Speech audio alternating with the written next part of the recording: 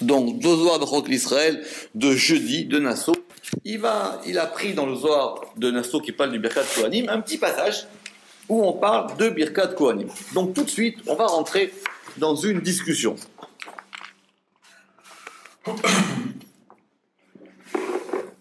Très bien. Donc, Tana, on a enseigné. Amar Rabbi aussi, que Rabbi aussi il a dit Besha'ata de Kanis, Besha'ata de Kahana, Peris Yadoui. Au moment où le Kohen il étend ses mains, parce que on n'a pas vu dans la Torah, mais ça viendra ailleurs, qui doit bénir avec ses mains. D'accord? Il doit bénir avec ses mains, il bénit avec ses mains. D'ailleurs, il a le droit de lever ses mains pour bénir, ce qui n'est pas donné à tout le monde. Besha'ata de Kahana, Peris Yadoui. Au moment où le Kohen il étend ses mains. Assour les Hama, les Staklabé, il est interdit au peuple de le regarder. D'accord? On n'a pas le droit de regarder les mains des Kohanim, ce qui est l'une des raisons pour lesquelles ils vont se couvrir et ils vont mettre le talit sur la tête pour pas qu'on regarde ses mains. D'accord? Mishum de Shrinta Sharia Beyado. Parce que la Shrina, la résidence divine, elle réside dans ses mains. Ok? Donc là, c'est directement le Zohar. Pourquoi est-ce qu'il se recouvre? Pourquoi est-ce qu'il fait ça? Il va ramener maintenant une explication. Les commentateurs du Zohar, ils vont essayer de comprendre d'où ça vient cette histoire maintenant. Très bien, comment ça vient cette histoire que c'est interdit? On va dire pour commencer une raison simple, c'est que on va définir qu'ici le Kohen, c'est quelqu'un qui attire une bénédiction d'en haut et qui va la faire passer en bas. C'est un vecteur. N'oubliez pas, c'est le Va'ani Avarachem. Ça veut dire je les bénis par vous, ou je bénis ceux qui sont bénis, ou je bénis celui qui vous bénit. C'était les deux sens de ce Rashi. Maintenant, donc lui, il va attirer à un moment donné de la prière dans la Hamida, dans le Shemoneh Esrei, au moment le plus important, il va attirer une beracha d'en haut et il va la faire descendre sur les Bnei Israël. D'accord? Très bien. Maintenant, on suppose que cette chose-là, il sait le faire. Pas à tout le monde, c'est pas la Torah, elle a donné des explications. On suppose qu'il sait le faire. Comme on suppose qu'il sait le faire, ça veut dire que maintenant, il y a un influx qui va partir d'en haut, qui va descendre, qui passe par les mains du Kohen et qui va aller sur le peuple. Et que donc, maintenant, les mains du Kohen, ces mains-là du Kohen, vont devenir le vecteur de cette beracha. Donc, ça serait pour ça qu'il serait interdit de regarder ses mains. Ramak, il va dire peut-être pourquoi est-ce qu'on n'a pas dit qu'il faut que le Kohen il se concentre? Puisque comme Rachid a dit que c'était Belef Shalem, donc Rachid a dit que c'était qu'il devait le faire de façon vraiment, c'est pas n'importe quoi. Tu vas bénir une communauté, tu les bénis, tu leur donnes une bracha, c'est pas t'as récité ton texte, tu vas leur donner une bracha, c'est avec ça tu vas les bénir. C'est pas n'importe quoi. Que tu aies des biens, qu'on te les vole pas, que Dieu il soit gentil, que Dieu il soit clément avec toi, que tu aies du chen, que tu aies du shalom. C'est beau quand même, comme beracha. On dit peut-être que si tu regardes le Kohen, tu vas le déconcentrer. Alors, on va dire non, parce que cette beracha-là, elle va faire descendre la Shekhinah, c'est-à-dire la présence divine sur le peuple. Donc, on a fait toute la prière, on a fait le schéma, on a fait la première Hamida tout seul, et maintenant on répète la Hamida avec le Kahal, et maintenant à ce moment-là, on fait descendre un élément sur nous, et évidemment la bracha d'après, ça va être Sim Shalom, fait descendre la paix sur nous. Ok? Amar Rabbi Yitzchak, Yachi, Kivan de la Haman, ma irpat lehu, de active, kilo yareni adam bachai. Rabbi Yitzchak, il dit très bien, ok, donc on n'a pas le droit de regarder les mains du Kohen, parce que la Shrina va arriver sur lui. Il lui a dit, mais si c'est comme ça, puisqu'il ne voit pas, Ma'erpat lehu, en quoi ça les concerne? Comme on dit en hébreu, Ma'erpat lecha, c'est quoi ton problème? Ma'erpat lecha. Parce qu'il est écrit Ki lo yar'eni adam v'chai. Est-ce qu'un homme, il peut voir la Shrina? C'est un verset. C'est ce que Dieu a dit à Moshe. Ki lo yar'eni adam v'chai. Parce que l'homme ne me verra pas et il vivra. C'est qui il au pluriel? C'est les Kohen? Quoi? Ki lo yar'eni. Amar Abitrak. Si c'est comme non, c'est l'Israël. Puisqu'il ne voit pas, c'est l'Israël qui ne voit pas. Ou même le Kohen. Ou même le Kohen, il ne peut pas voir. Mais non, puisqu'il y a les mains. C'est une objection qu'il lui dit. Il lui répond. Il lui dit, toi tu dis que c'est interdit de regarder les mains du Kohen parce qu'on n'a pas le droit de regarder la Shrina en face. On ne peut pas la voir. Il dit, mais la Shrina maintenant, d'où tu sors ça? Personne ne voit la Shrina. Même Moshe, il l'a pas vu. Puisque Dieu il a dit, tu verras mon dos. Et il lui a montré, comme il dit le Midrash, il lui a montré le Kesher des Téphilines. Tu ne peux pas voir la face de Dieu. Comme il a dit Rashi, même quand je ferai passer Kol Tuvi al Panecha, même quand je ferai passer toute ma bonté sur toi, tu n'as pas l'autorisation, toi, de me voir face à face. Donc tu vois rien. Et en plus, on a rajouté, de leur vivant, ils ne verront pas, mais dans leur mort, ils verront. Puisqu'effectivement, la première des choses qu'un homme y voit dès qu'il va mourir, en fonction de son degré, c'est qu'il va voir la Shrina. Donc, il dit ce que tu me dis, je ne comprends pas de quoi tu me parles maintenant. C'est-à-dire, tu es en train de m'expliquer que Birkat Kohanim, c'est la Shrina qui descend par les mains du Kohen, et que c'est à cause de ça qu'on n'a pas le droit de voir les mains du Kohen. Il dit, mais la Shrina, personne ne la voit. C'est comme la Touma, on attend le papa. La Touma, on ne demande pas à la voir, on demande à la sentir. Mais, oui, mais ici, c'est ainsi de voir. Puisque tout le verset, il dit Ya'er, Pana Velecha, c'est un siège de face. Donc, apparemment, la question, c'est de savoir qu'est-ce qui va se passer dans cette Birkat Kohanim, qu'est-ce qui passe par les mains du Kohen. C'est quoi cet influx? Il faut évidemment comprendre cette question. Comment un homme, il peut bénir au nom de Dieu? Comment un homme, il va pouvoir bénir le peuple au nom de Dieu? Comment la Torah, elle a donné à des personnes, des Kohanim, ce pouvoir de bénir? Comment elle a donné ce pouvoir de bénir? Comment ça fonctionne? C'est ça que le Zohar va essayer de comprendre. Amarle, Mishum deshma kaddisha, remiza bezba'an de yidoui. Alors, il lui a répondu, Mishum, parce que, on peut enlever le C, Mishum, dishma kaddisha, parce que le nom saint, le Ramak, il a une autre version entre parenthèses, à la place de Shema Kadisha, il a Kedusha. Il dit parce que la Kedusha, Remiza Betzba'an de Yidouy, elle est en allusion, en remez, dans les doigts de sa main. Ou dans les doigts de ses mains. Ça serait plus logique. Dans les doigts de ses mains. Ou Bae Barnash le Dahala, et l'homme, il doit avoir peur. Afalgav de la Hama'an Shrinta, bien qu'il ne voit pas la Shrina. Ok, il faut qu'on comprenne cette réponse. Donc il dit c'est vrai que la Shrina on la voit pas. Maintenant ce qui va se passer par les mains du Kohen, c'est que ces mains, elles vont être un élément du non saint ou de la sainteté divine. Ce sont ces mains qui vont donner ces éléments en bas. Le Rama qui va dire que c'est pas la Shrina, c'est sûr, mais il y a 10 doigts qui vont correspondre à 10 séphirotes. On va revenir sur cet élément de 10. Et ces 10 séphirotes, c'est un peu comme le char ou le trône de la Shrina. C'est-à-dire que c'est le véhicule de la Shrina.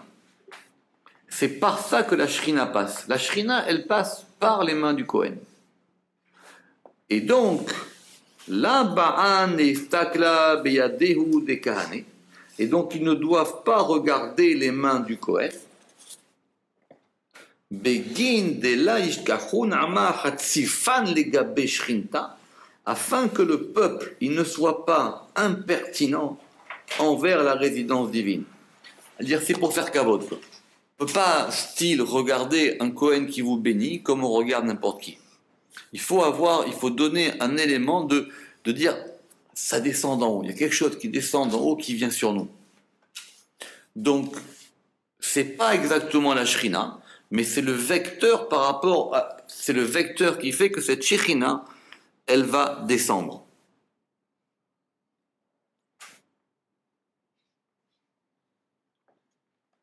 Le Kohen, il devient vecteur de Beracha. Enfin, il est déjà lui-même, mais au moment où il va faire cette Beracha, il est vecteur de cette Beracha-là. Parce qu'au niveau halakha, nous, qu'est-ce qu'on doit faire à ce moment-là? Non, on se couvre la tête. Il y a plusieurs. Après, c'est des minagim. Après, c'est des minagim. Il y a ceux qui se couvrent la tête, il y a ceux qui. Mais plus pratiquement, Tana, on a enseigné. Be'aisha'ata de kahana peris yedoy. Au moment où le Kohen, il va étendre ses mains. Tzrichinama le mitav bitchilou. Le peuple, il doit s'asseoir avec crainte, bitchilou, ve'be'aimata, avec terreur. Juste, moi j'ai noté que le Zohar, il a dit les métaves. Ça veut dire s'asseoir. Ouais. Nous, on est debout. Ouais. Mais apparemment, le Zohar, il dit qu'on peut s'asseoir. Ça serait beaucoup plus logique. bah oui, puisque vraiment. Ça serait logique. Nous, on dit qu'on est debout et ici, on dit qu'on peut s'asseoir. C'est comme le chauffard. Le chauffard, les premières tequiotes, il faut qu'on s'assoie. On s'assoit. Comme par exemple, quand on va lire tous les ans la même histoire. On va rentrer maintenant dans le détail. Donc, alors. Dana Beshata de Kana Parisiado Srichinama Limete Betchilou. Donc, au moment où le Kohen il étend ses mains, le peuple doit s'asseoir. Betchilou, avec crainte. Be'emata, avec terreur. Ou Linda, et savoir. De Aisha'ata, que à ce moment, ou qu'à cette heure, Idan Reuta, oui, alors c'est plus que, ouais, c'est ça, Idan Reuta, on va dire un instant de volonté, Ishtakar Bekulu Halmin se trouve dans tous les mondes. Parce qu'il y a marqué Idan. Linda de Isha'ata, pour savoir que cette heure, virgule, c'est ça, pour savoir que cette heure, ou qu'à ce moment, Idan, moment de volonté, se trouve dans tous les mondes.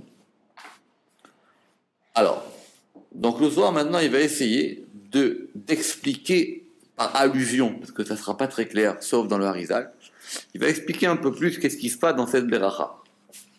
Déjà, comprenez que c'est quelque chose de très très haut qui descend.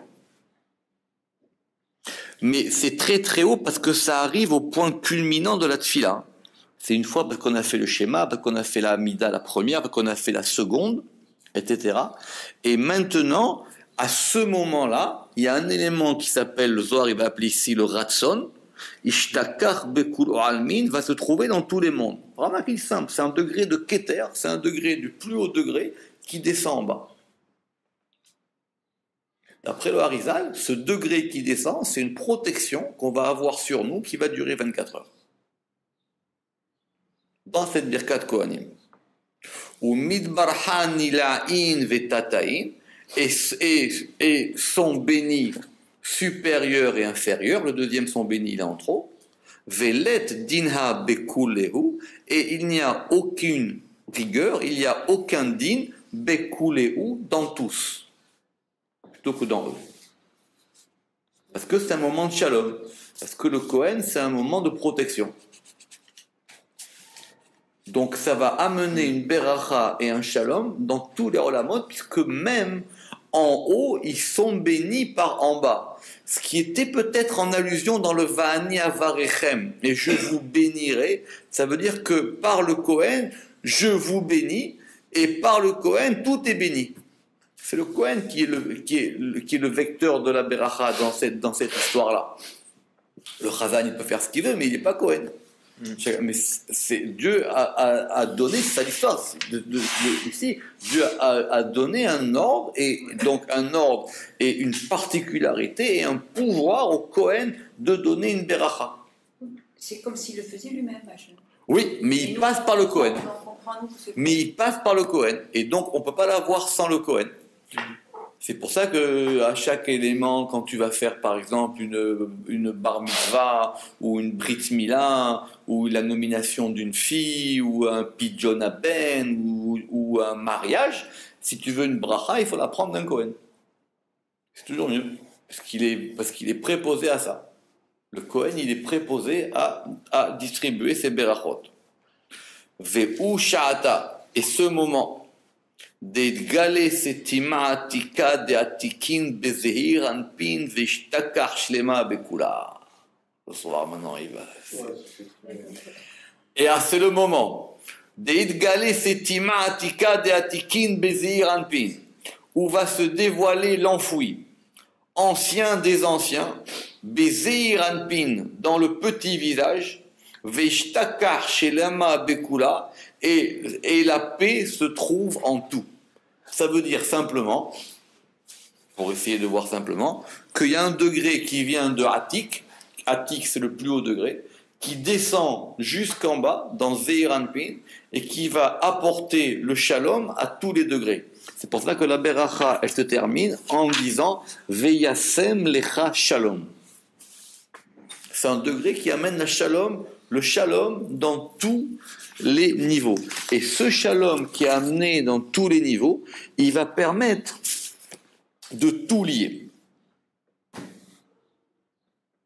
Mais dans tous les niveaux en haut, supérieur ou En haut et en bas, ce qu'il y a du Zohar. Ça amène une beracha et en haut et en bas, puisque la beracha d'en haut, elle dépend aussi de la beracha d'en bas. C'est ça le Kohen, le rôle du Kohen. Et la Kedusha, ça passe Parce que le Kohen, il doit être kadosh déjà.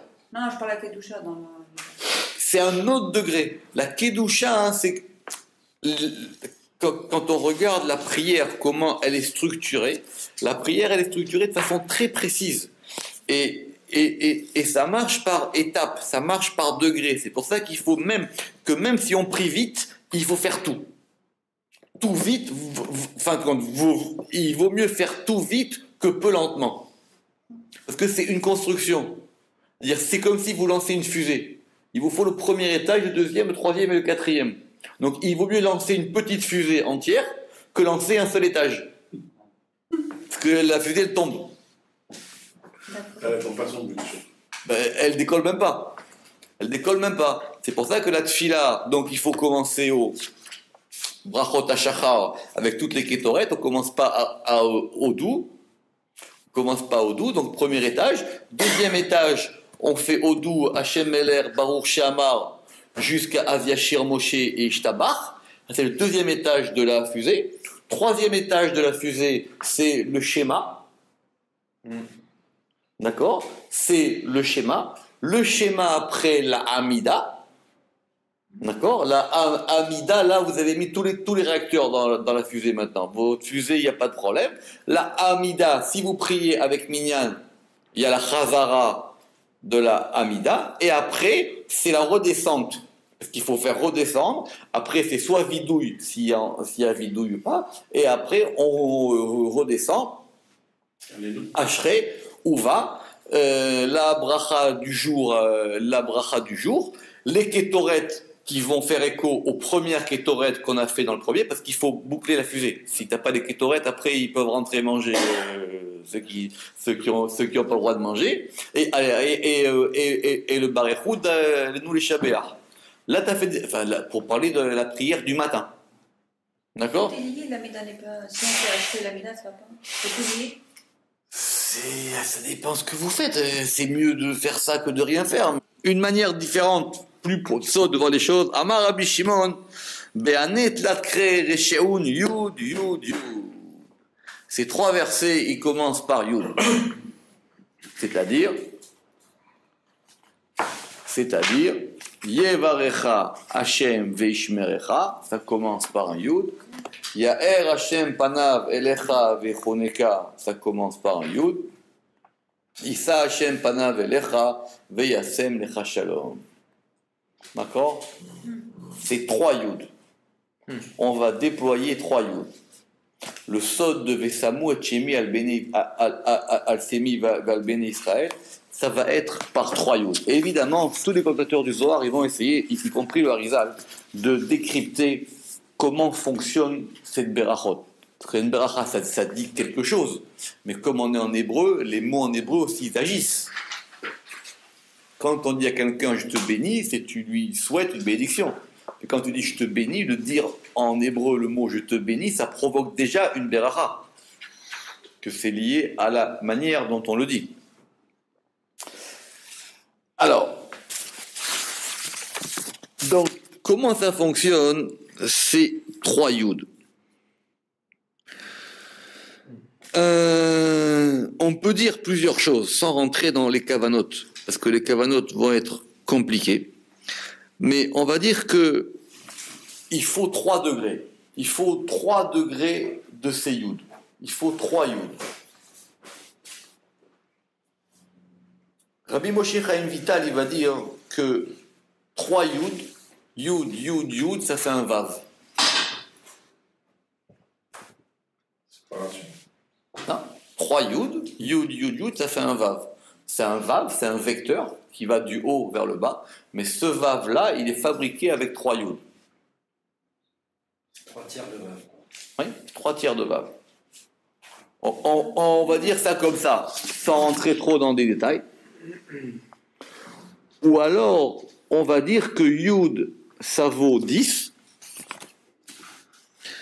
Comme ça, il va dire le Ramak, et que si on dit Yevarecha Hashem veishmerecha, 1, 2, 3, 4, 5, 6, 7, 8, 9, 10, 11, 12, 13, 14, 15, donc le premier Yevarecha Hashem, 1, 2, 3, 4, 5, 6, 7, attendez, 1, 2, 3, 4, 5, 6, 7, 8, 9, exactement.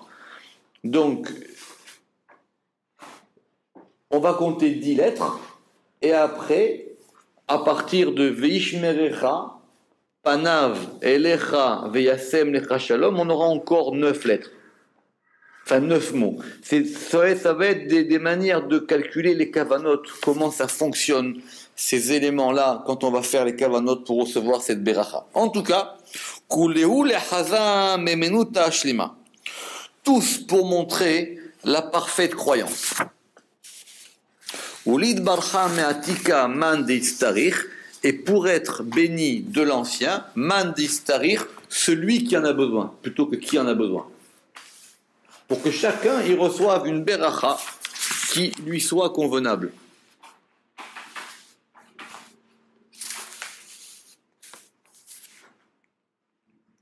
Yod, yod, yod, 3 fois yud, leidbarecha zeir anpin meatika dekula, pour que le petit visage soit...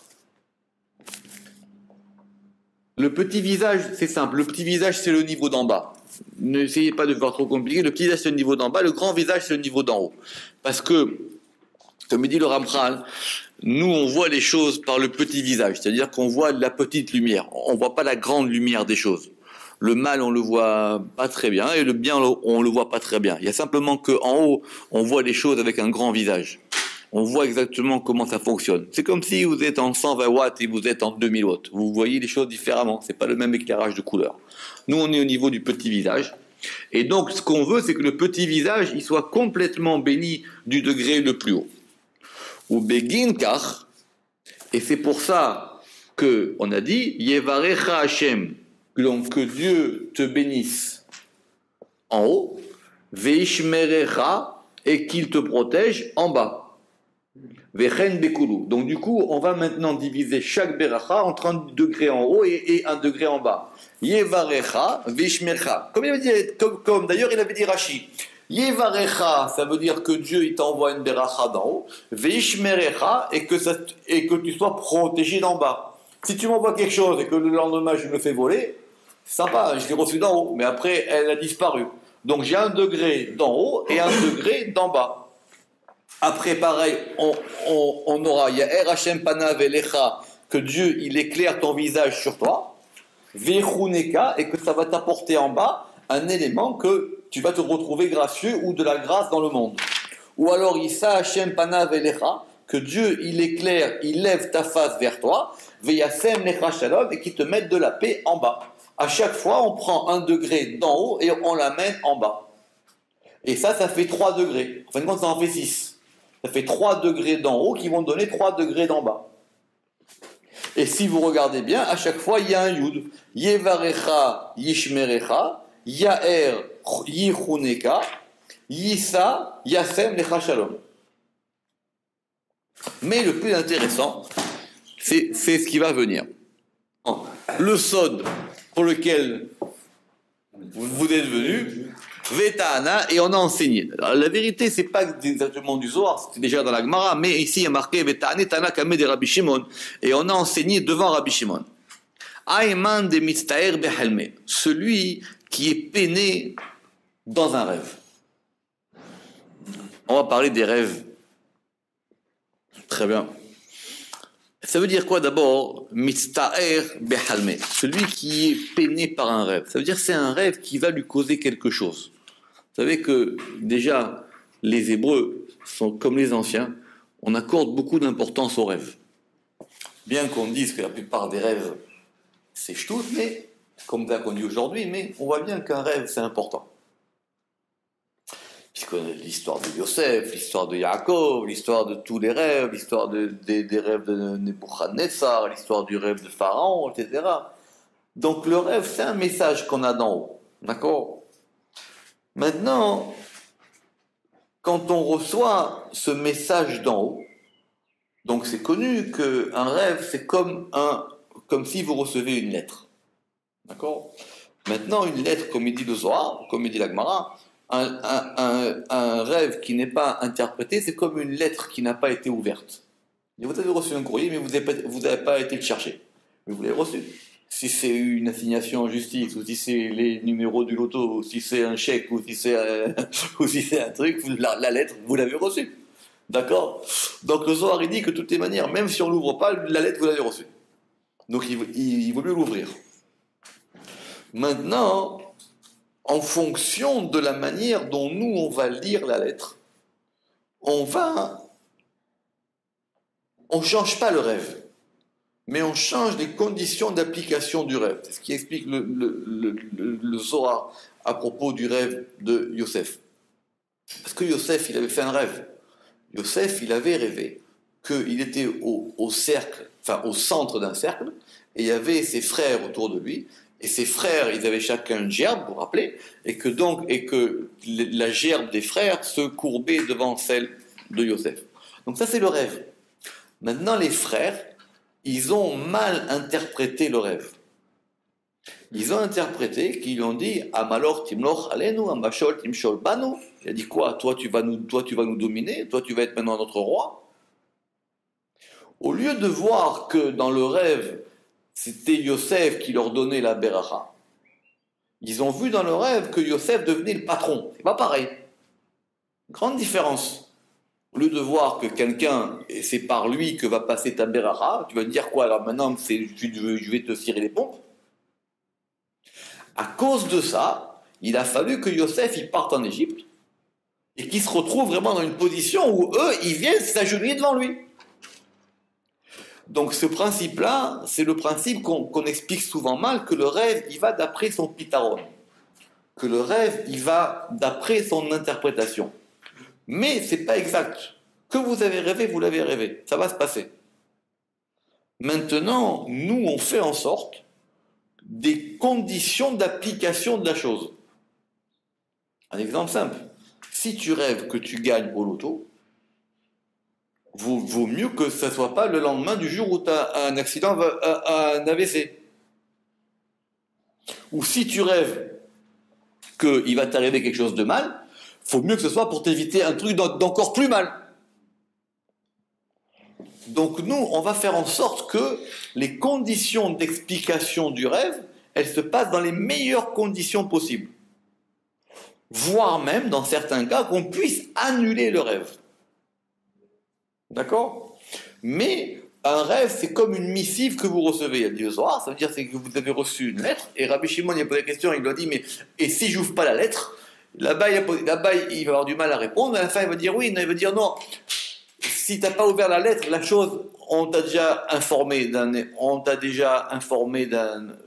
quelque chose qui va arriver. D'accord? Donc maintenant, c'est un grand sujet, le rêve. Dans la Torah déjà, dans la Gemara, puisque Brachot va parler des rêves en long et en large. On fait des rêves, par exemple, qui nous perturbent vraiment, c'est-à-dire qu'on sent l'interpréter réellement, mais on sait que c'est quelque chose de... Alors, et que donc, on jeûne, par exemple. c'est pas le sujet ici maintenant. Ici, on va voir que la Birkat Kohanim, elle permet d'agir sur une manière des rêves. D'accord? Mais si ton rêve te perturbe, alors, avant, il y avait des rêves qui perturbaient tellement la personne qu'elle ne pouvait pas manger. C'est pour ça qu'on jeûne. C'est pas que tu jeûnes, c'est que tu n'as pas envie de manger. Ton rêve, il t'a tellement perturbé que tu ne peux même pas avaler quelque chose. Ça veut dire, donc dans ce cas-là, même il n'y a pas de Shabbat. Non, parce qu'on a dit qu'il y a fait Talit Halom Shabbat, il va dire Zohar. Il dit que le fait de jeûner pour un rêve qui t'a perturbé pendant Shabbat, c'est comme ça. D'après le Pshat, aujourd'hui on dira que de cette manière, on ne croit plus au rêve. Donc on ne s'intéresse pas, d'accord? Dis-toi bien que c'est ça. Mais il y a c'est faux, enfin c'est faux. Non, les choses, mais il y a chez le Harizal des procédures, quand il fait un mauvais rêve, moi souvent je l'ai fait. Tu prends 3 personnes et on fait une tefila et on essaie d'annuler le kohar de ce rêve-là. Ou en tout cas on essaie d'adoucir la chose. Donc ici maintenant, pourquoi le Zohar il dit ça? Le Zohar il dit que Rabbi Shimon, et on s'est dit devant Rabbi Shimon. Ça veut dire quoi? Ça veut dire que Rabbi Shimon il a dit oui. Ça veut dire que Il a validé. exactement, il a mis le stempel.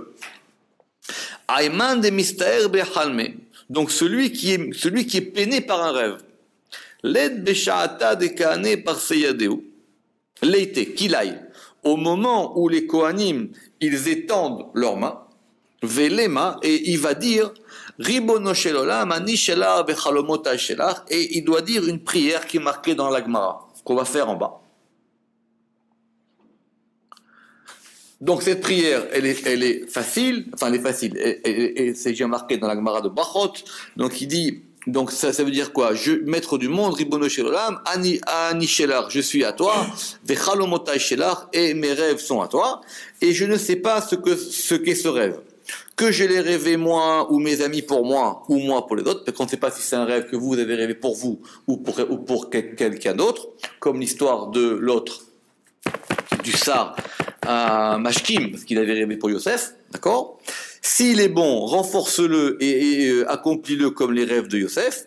S'il a besoin de guérison, guéris-le comme les eaux de Mara. Vous savez que les eaux de Mara, c'était des eaux qui étaient amères, et donc on les a rendues en eau douce, par Moïse notre maître, et comme Myriam de la lèpre, parce que c'est Myriam, vous vous rappelez, qui a été guérie de la lèpre par Moshe, ou comme Chizkia de la lèpre, et comme les eaux de Jéricho par Elisha. Et de même que tu as transformé la malédiction de Bilam à Racha en bracha, transforme tous mes rêves en bien.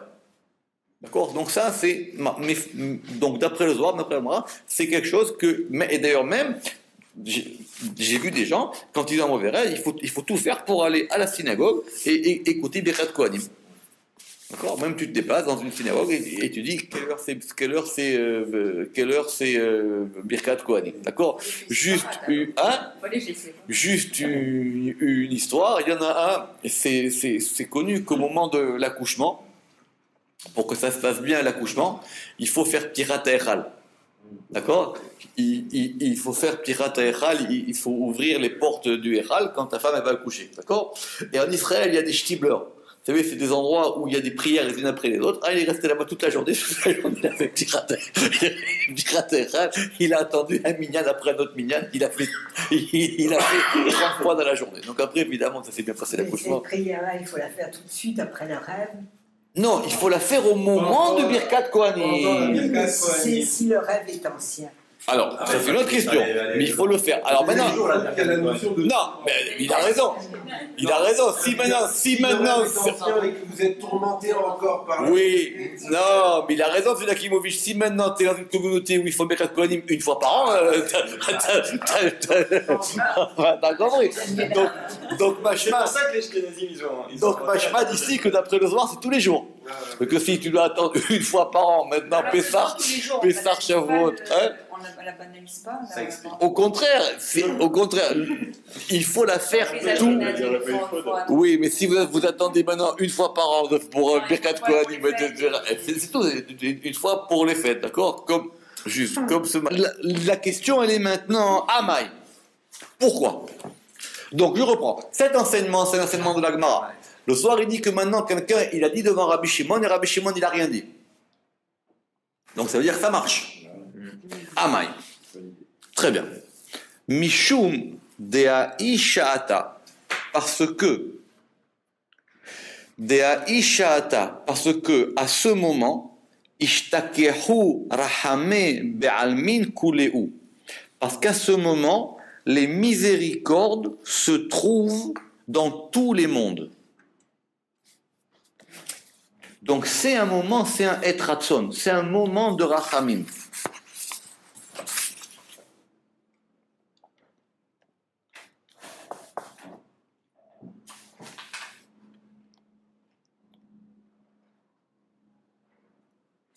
Et de la même manière que, je lis le Ramak, de la même manière que cette Birkat Kohanim, elle est capable de transformer toutes les sphirotes en miséricorde, elle peut aussi transformer le rêve.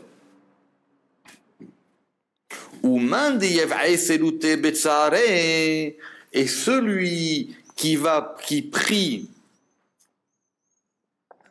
c'est-à-dire qui va demander sa prière, exactement. Il faut qu'il va demander sa prière dans Betsare, dans sa peine. Il va transformer la rigueur en rachamim.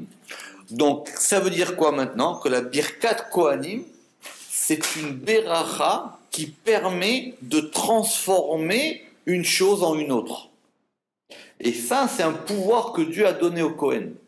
Il lui a donné le pouvoir de faire descendre quelque chose qui va faire passer le din en rachamim, qui va faire passer la rigueur en miséricorde. Il n'y a que le Kohen qui peut faire ça. Peut-être tu peux arriver toi, mais c'est plus difficile en tout cas. En tout cas, c'est une particularité qui est donnée au Kohen.